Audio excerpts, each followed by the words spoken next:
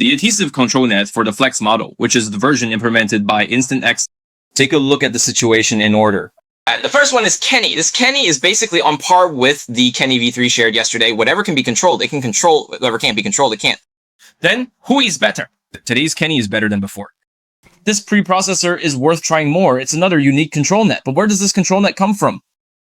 From this node. If you can't find it in the manager, search and install directly. This node is made by a forum user. The process is still based on the original foundational workflow, but we've replaced the control net loader. Here, we can switch types. Next, let's look at depth. This depth model is also quite good. Even if it's not perfect, it's still in a usable state. You can also pay attention to this part of the prompt. For example, if this section is blurred or vague and there's no special emphasis, the result may end up being empty or nothing at all. The third one is open pose. To be honest, I think in most cases it's hard to control, and in a few situations I can manage it, but there's no need to overemphasize how powerful it is, because in the future, it will definitely develop even better. So there are 7 types in total here. As mentioned earlier, we've already covered canon depth and open pose, plus 4 more types.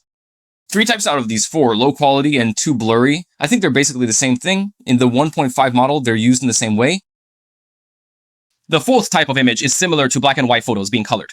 Looking at the reviews for these models on InstantX, both open pose and gray consider them to be of low quality. These 2 can be further developed. Going back to the workflow, I think the process of all 4 is consistent. Load the image and then just switch the type. For example, you can make this area clear.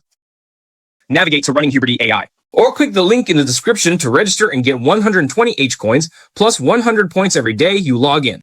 The corresponding AI workflow and one-click AI applications have been deployed online and can now be run and tested online.